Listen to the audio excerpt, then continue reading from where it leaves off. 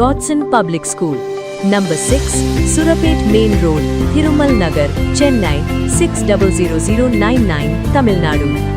டெல்லியில் சோனியா காந்தி, மல்லிகார்ஜுன கார்கே, ராகுல் காந்தி ஆகியோரை முதலமைச்சர் விஜய் சந்திக்கவில்லை.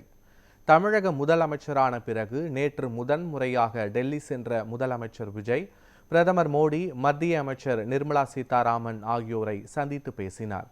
காங்கிரஸ் தலைவர்கள் சோனியா காந்தி, ராகுல் காந்தி, கார்கே ஆகியோரையும் முதலமைச்சர் சந்திப்பார் என்று எதிர்பார்க்கப்பட்ட நிலையில் அவர் இன்று சந்திக்கவில்லை.